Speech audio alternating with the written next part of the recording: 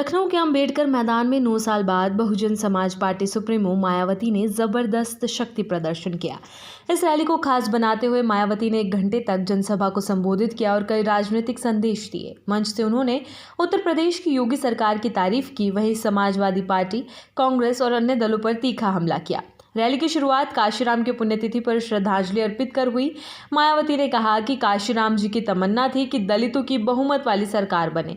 उनका सपना उनके जीवन में पूरा नहीं हो सका, लेकिन 2007 में बसपा ने पूर्ण बहुमत की सरकार बनाकर इतिहास रच दिया। ये उपलब्धि कांग्रेस, भाजपा और सपा को कभी रास नहीं आई। मायावती ने अपने संबोधन में समाजवादी पार्टी पर खासा निशाना साधा। उन्होंने सपा को दोगला बताया और कहा कि जैसे ही सत्ता हाथ से जाती है, ये सामाजिक न्याय के सबसे बड़े ठेकेदार बनने लगते हैं। सपा सरकार ने काशीराम के नाम से शुरू की गई योजनाओं के नाम बदल दिए और बहुजन समाज की योजनाओं को बंद कर दिया। मायावती ने कहा कि अब जनता इनके दोहरे रवैये को अच्छी तरह समझ चुकी है। मायावती ने उत्तर प्रदेश की योगी आदित्यनाथ सरकार की तारीफ करते हुए कहा कि वर्तमान सरकार ने अंबेडकर पार्क की मरम्मत के लिए पूरा खर्च उठाया। उन्होंने ये भी कहा कि सपा सरकार में पार्क की देखभाल के लिए 1 पैसा भी खर्च नहीं किया गया था। उन्होंने स्पष्ट किया कि सरकार से जो भी मदद ली गई है वो पूरी पारदर्शिता से ली गई है। रैली के दौरान मायावती ने बिना नाम लिए भीम आर्मी चीफ और नगीना से सांसद चंद्रशेखर आजाद पर भी हमला बोला। उन्होंने आरोप लगाया कि बसपा को कमजोर करने के लिए कुछ स्वार्थी और बिकाऊ लोगों के जरिए नए संगठन बनाए जा रहे हैं जो दलित वोटों को काटने का काम कर रहे हैं।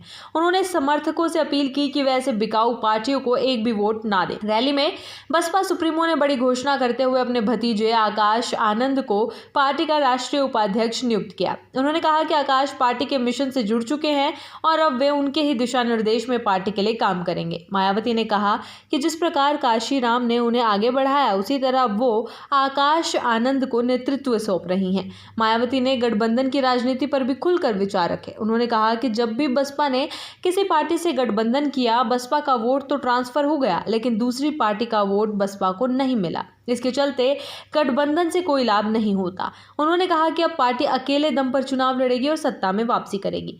रैली में आए जनसैलाब को देखकर मायावती गदगद नजर आई। उन्होंने कहा कि लाखों लोगों की मौजूदगी इस बात का संकेत है कि 2027 में एक बार फिर बसपा सरकार बनने जा रही है। आकाश आनंद ने भी अपने भाषण में कहा कि ये भीड़ इस बात का संकेत है कि यूपी में सत्ता की चाबी अब बहुजन समाज के हाथ में आने वाली है। मायावती ने कहा कि विरोधी अब बसपा को कमजोर करने के लिए नए नए हथकंडे अपना रहे हैं। जहां जहां बसपा जीत की ओर बढ़ रही है, वहां प्रशासनिक हस्तक्षेप, वोटों की धांधली और ईवीएम की हेराफेरी कर बसपा को हराने की साजिश रची जाती है। उन्होंने कार्यकर्ताओं को सतर्क और एकजुट रहने का संदेश दिया।